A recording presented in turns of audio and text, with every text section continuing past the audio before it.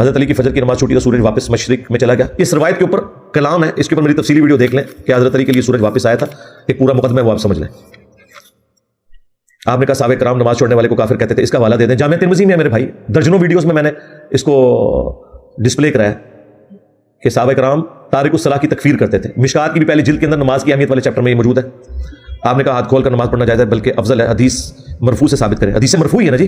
ابو میسادی نبی الاسلام کی نماز کا طریقہ بیان کر رہے ہیں سنن ابی داؤد میں, اور مصنف ابن ابی شیبہ میں حضرت عبداللہ بن زبیر کا جو عمل ہے تو سنن کبری البیہقی میں عبداللہ بن زبیر کہتے ہیں کہ میں نے نماز حضرت ابو بکر سے سیکھی اور حضرت ابو بکر نے رسول اللہ سے سیکھی. تو رسول اللہ صلی اللہ علیہ وسلم نے حضرت ابو بکر کو سکھائی, انہوں نے عبداللہ بن زبیر کو سکھائی, اور عبداللہ بن زبیر ہاتھ چھوڑ کے نماز پڑھتے تھے. دونوں طریقے درست ہیں, ہم دونوں طریقے سے پڑھتے ہیں. آپ نے کہا ڈھولکی بجانا جائز ہے, جبکہ حدیث میں کوبا کی حرمت کے الفاظ ہیں. بھائی یہ پورا مقدمہ وہ آپ دیکھ لیں, آپ دب بجا لیا کریں, ڈھولکی نہ بجایا کریں. آپ نے کہا کہ قبولیت دعا کے لیے ولی کی قبر پر جا کر دعا کرنا جائز ہے. نبی اور ولی کی قبر پر دعا جا کے کرنا جائز ہے. ہاں قبر پہ جو انبیاء کرام نبی الاسلام کی جو قبر ہے, باقی وہ نبیوں کی تو کنفرم نہیں کہ وہ ہے بھی ہے کہ نہیں, وہاں پہ جا کے جو دعا کرنا ہے وہ آپ نے اللہ سے کرنی ہے نا جی. رہا دعا کی قبولیت کا جائز ہونا, صحابہ اور اہل بیت سے تو کوئی اس طریقے سے تو کوئی چیز ثابت نہیں ہے کہ جس کو میں صحت کے ساتھ پریزنٹ کر سکوں. امام ابن حبان نے خود اپنے بارے میں لکھا ہے, جو کہ اہل سنت کے امام ہے, کہ میں نے امام موسیٰ کاظم کی قبر جو ہے اس کو دعاؤں کی قبولیت کا ایک ذریعہ پایا. نبی الاسلام کی قبر مبارک چونکہ ریاض الجنہ میں ہے, جنت کے ٹکڑوں میں سے ہے, اللہ تعالیٰ کی رحمت کا وہ مرکز ہے, اس لیے ہم نے یہ بات کی ہے کہ قبر رسول پہ جا کے آپ اللہ کے حضور دعا مانگے تو دعا کی قبولیت کی جگہ ہے. یہ ہمارا اجتہاد ہے, اور اس اجتہاد کو سپورٹو ائمہ کرام کا عمل بھی موجود ہے. امام ابن حبان کا جو ابن خزیمہ کے شاگرد ہے اور وہ امام بخاری کے. سیاست کی وجہ سے دوستوں کے درمیان اختلافات ہو جائے, یار ختم کر دو, سارے چور نکل آئے ہیں, سارے جھوٹے نکل آئے ہیں. سیاست کی وجہ سے آپ آپس میں اختلاف کر رہے ہیں ان لیڈروں کے پیچھے جن کے قول اور فعل کے اندر تضاد ہے. ٹھیک ہے, جب تک حکومت میں ہوتے ہیں تو یہ پکڑائی نہیں دیتے, حکومت سے باہر جاتے ہیں تو کہتے ہیں ووٹ کو عزت دو. حکومت کے اندر ہوتے ہیں تو انہی ایجنسیز کو, اسٹیبلشمنٹ کو یوز کر کے اپنے مخالفین کو جیلوں میں ڈلواتے ہیں, اور جب حکومت سے نکلتے ہیں تو کہتے ہیں میں حقیقی آزادی کے لیے جنگ لڑ رہا ہوں, چونکہ اب میں جیل میں جا رہا ہوں. ان کے پیچھے آپ لوگ لڑائیاں کرتے ہیں. میں پہلے دن سے آپ کو سمجھا رہا ہوں, ان لوگوں کا دین سے کوئی لینا دینا نہیں ہے, آپ کے ساتھ جھوٹ بول رہے ہیں. یہ سیاست دان ہے, بس ان کو سیاست دان سمجھے, یہ کوئی مذہبی پیشوا نہیں ہے. ان چیزوں سے باہر نکلے اب میرے بھائی. دوستی اور دشمنی کا بیار بخاری مسلم میں صرف اللہ کی ذات ہے, بس سیاست نہیں ہے, سیدھی سی بات. اگر فرقہ واریت اسلام میں حرام ہے تو یہ فرقے کیسے وجود میں آئے؟ بھائی یہ فرقے اس لیے وجود میں آئے کہ پہلے ہی بتا دیا گیا تھا کہ امت میں ایسا کام ہو جائے گا جب کتاب و سنت کو لوگ چھوڑیں گے, اور یہ نبی الاسلام سے پہلے بھی ہوا. قرآن میں بھی آیا کہ اللہ تعالیٰ جب نبیوں کو بھیجتا ہے ان کی وفات کے بعد لوگ دو گروہ بن جاتے ہیں, ایک ان کی پیروی کرتے ہیں, دوسری مخالفت کرنے والے, اور پھر اس لیول تک اختلاف جاتا ہے کہ کفر میں چلا جاتا ہے, پھر اللہ تعالیٰ ایک اور نبی بھیج دیتا ہے. اب چونکہ ختم نبوت ہو چکی ہوئی ہے, لہٰذا اب جو ہے وہ اس کو ایڈریس کرنے کے لیے نبی الاسلام نے فرمایا تھا کہ اللہ کی رسی قرآن کو پکڑ لینا, واعتصموا بحبل اللہ جمیعا ولا تفرقوا. صحیح مسلم میں غدیر قوم کی حدیث ہے. ہم نے اس سے نکلنا ہے. دربار کے ساتھ مسجد کیوں بنائی جاتی ہے یہ تو ان سے پوچھے. بخاری مسلم میں تو قبروں پہ نبی الاسلام نے مساجد بنانے سے منع کیا, اور مسجد نبوی کی مثال اس لیے غلط ہے کہ وہ نبی الاسلام کی قبر مبارک وہ اس حجرے میں تھی, اور وہ حجرہ ایڈجسٹنٹ تھا مسجد نبوی کے. یہ توسیع کے بعد مسجد نبوی میں آ گیا ہوا ہے. ہاں, یہ صحابہ کرام نے نہیں مسجد نبوی میں قبر رسول کو داخل کیا ہوا, یہ بعد کے لوگوں نے کیا.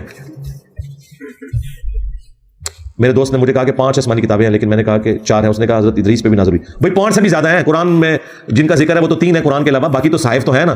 حضرت ابراہیم علیہ السلام کے صحائف ہیں, موسیٰ علیہ السلام کے, باقی انبیاء کے ہیں. باقی جو کتابیں جو رپورٹ ہوئی ہیں وہ یہی 4 ہوئی ہیں, باقی صحائف ہیں, صحیفے ہیں, آپ انہیں کتاب کہہ لیں. کیا دعا میں آپ علیہ السلام کا وسیلہ ڈالنا, نبی الاسلام پر درود ہی پڑھ کے دعا کریں. وسیلہ کے اوپر تفصیلی ویڈیو میری دیکھ لیں آپ. سورہ بقرہ میں مولا کا لفظ اللہ کے لیے آیا, تو مولا علی کا کیا مطلب ہے؟ یہاں پہ مولا علی کے کیس میں وہی مطلب ہے جو ہم درود شریف میں بھی کہتے ہیں, اللہم صلی علی سیدنا و مولانا محمد. یہاں مراد ہے آقا, سرپرست, دوست, جگری یار, یہ سارے معنی درست ہوں گے. جب اللہ کے کیس میں ہوگا تو ظاہر ہے کہ وہ الٹیمیٹ سہارا ہے انسان کا. جس طرح قرآن میں رب کا لفظ سورہ یوسف میں بادشاہ کے لیے بھی آیا, مالک کے لیے بھی آیا, لیکن الٹیمیٹ جو رب ہے وہ جہان کا پالنے والا ہے. تو یہ الفاظ ہے, جیسے نبی الاسلام کے لیے ہے بالمؤمنین رؤوف الرحیم, مومنین کے لیے رؤوف الرحیم, اور یہ اللہ کا بھی نام ہے الرؤوف الرحیم. ٹھیک ہے, لیکن وہ دی رؤوف دی رحیم. کھڑے ہو کر پیشاب کرنا مرد کے لیے سنت ہے, جائز ہے, لیکن عمومی عمل بیٹھ کے پیشاب کرنا ہے. اور جہاں آپ کو بیٹھ کر پیشاب کرنے میں تردد ہو, چھینٹیں اڑتے ہوں, وہاں کھڑے ہو کر پیشاب کریں. یہ بعض لوگوں نے میرے پہ اعتراض کیا, سنت کیوں بولا؟ سنت اس لیے بولا کہ نبی الاسلام سے جو عمل ثابت ہو جائے وہ سنت کہلاتا ہے, تا وقت کہ نبی الاسلام نے اسے منسوخ نہ کر دیا.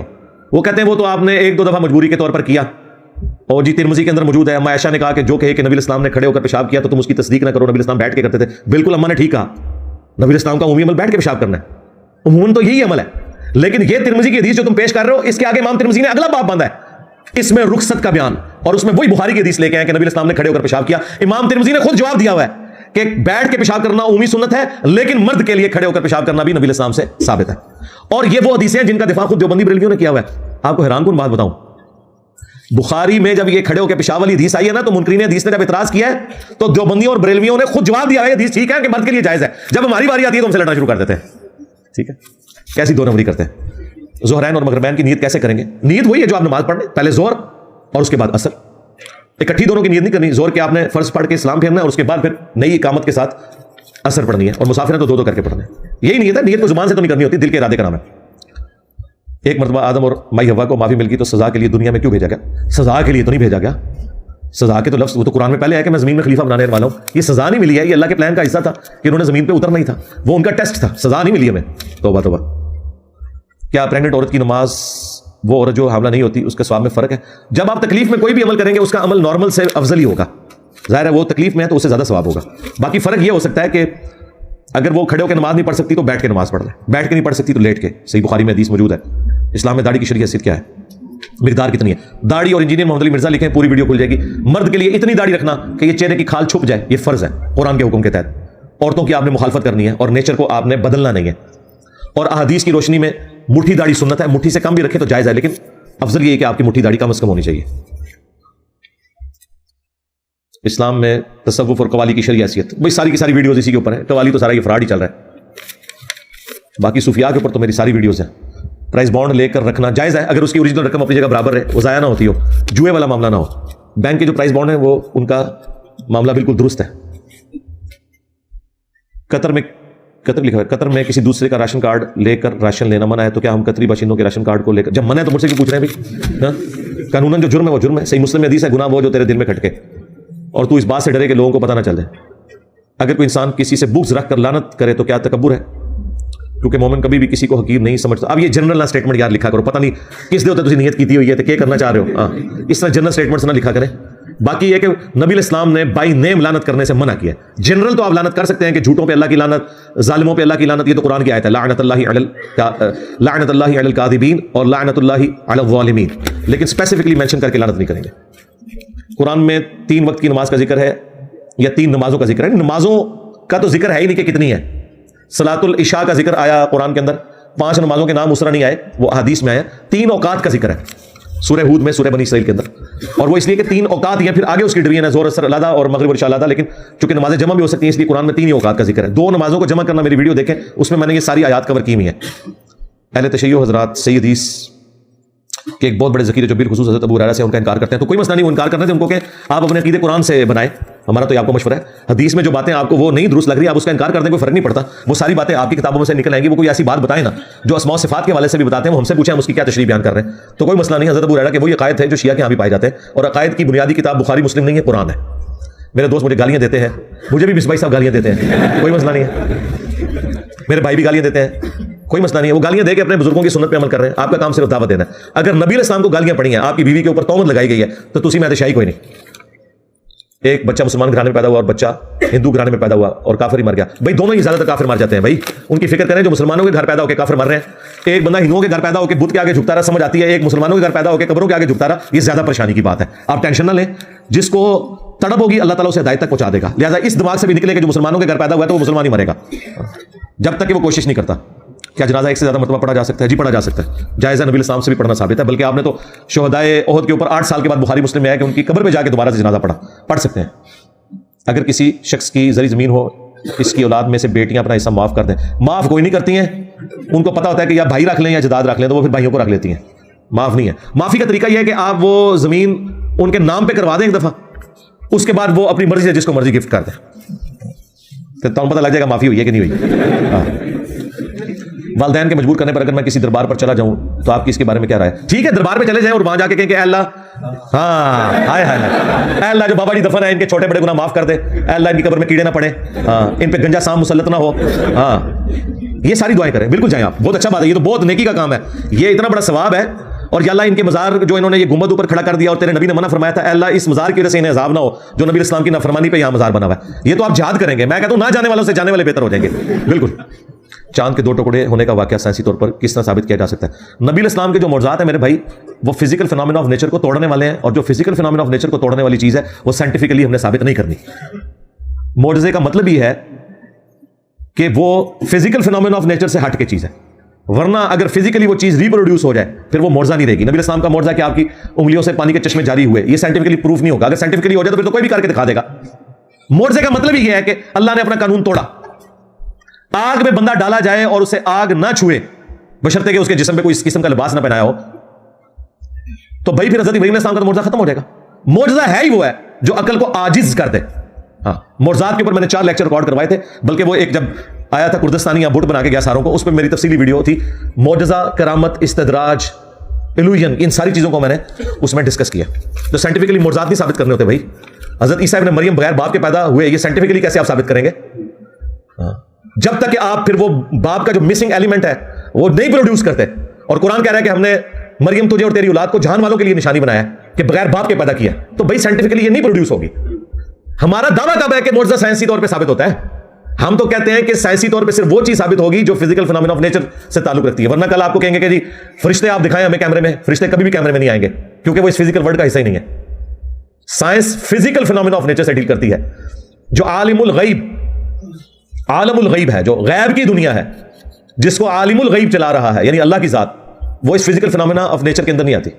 کیا بھتیجی اور بھانجی کے جو آگے اولاد ہوگی ان سے نکاح جائز ہوگا؟ اس کے اوپر میری تفصیلی ویڈیو تھی, میرا رجوع بھی ریکارڈ ہے. اگرچہ یہ ایک روٹین سے ہٹ کے میٹر ہے. خالہ سے نکاح حرام ہے لیکن خالہ کی بیٹی سے نکاح جائز ہے. یہاں پر بھی بھتیجی اور بھانجی سے نکاح حرام ہے لیکن اس کی اولاد سے جائز نہیں ہے جس طرح خالہ کی بیٹی سے جائز ہے. اور اس کے پیچھے ریزن یہ ہے کہ یہ اجماع امت نسل در نسل ٹرانسفر ہوا ہے, سنی اور شیعہ دونوں کے ہاں, کہ نبی علیہ السلام ان کے صحابہ اور اہل البیت نے جو بھتیجی اور بھانجی کی اولاد ہے اسے حقیقی اولاد میں شمار کیا ہے. باقی قرآن و حدیث میں کہیں نہیں لکھا ہوا اس کے بارے میں. اس کے بارے میں صرف اجماع ہے, اس کے اوپر میری ویڈیو بھی ریکارڈ ہو چکی ہے. پہلی صف میں بچے کو دھکا مارنا کہ پچھلی صف میں دھکا تو نہیں مارنا چاہیے پیار محبت سے, اور 12-13 سال کا بچہ تو پہلی صف میں کھڑا ہونا چاہیے بھائی, وہ تو بچہ ہی نہیں ہے. اگر کوئی انسان اپنی پچھلی لائف ترک کر کے دین کی طرف آئے تو کیا ضروری ہے اس کی قسمت میں یہ ہو کہ اس کو اتنا تنگ کیا جائے کہ مایوس ہو کر واپس نہیں. کوئی قسمت میں ایسا کوئی نہیں لکھا ہوا بھائی. ہاں, قسمت نہیں ہے. صرف آج گورنمنٹ اناؤنسمنٹ کرے نا جو فجر کی نماز پہلی صف میں پڑھے تو اس کو پاکستانی 1 لاکھ روپیہ دیا جائے گا. میں تک نہ تھوڑی قسمت کس طرح راتوں رات چینج ہوتی ہے. سب فراڈ ہے, دھوکا ہے اپنے آپ کو. حضرت عمر کا اسلام لانے کے بعد ڈرنا اور ایک مشرک کا انہیں پناہ دینا, کوئی ایسا مسئلہ نہیں. اس میں کون سا مسئلہ ہے؟ زندگی سب کو عزیز ہے. نبی علیہ السلام بھی تو طائف کے بعد مدینے میں واپس نہیں آ رہے تھے, آپ کے قتل کے فتوے تھے. تو مطعم نے آپ کو پناہ دی تھی. بخاری میں آتا ہے نبی علیہ السلام نے کہا غزوہ بدر کے موقع پر کہ آج اگر وہ مطعم آ کے مجھ سے سفارش کرتا تو میں ان سارے قیدیوں کو چھوڑ دیتا, کیونکہ مجھے اس نے اس وقت پناہ دی تھی جب کوئی مجھے پناہ نہیں دے رہا تھا. تو دنیا کو اللہ نے اس بات کے ساتھ جوڑا ہے. نگاہ مار کے جو کچھ کرتے ہیں یہ پہلے نہیں سر کرتے ہوتے. ہاں, میں ڈنمارک میں کام کرتا ہوں, 24 گھنٹوں میں سے 4 گھنٹے ٹائم ملتا ہے عشاء تو میں پڑھ لیتا ہوں, لیکن باقی اللہ اکبر 20 گھنٹے کام ہی کرتے رہتے ہو. ماشاء اللہ تعالیٰ آخرت کی تیاری کر رہے ہو, کوئی اور جاب ڈھونڈے بھائی.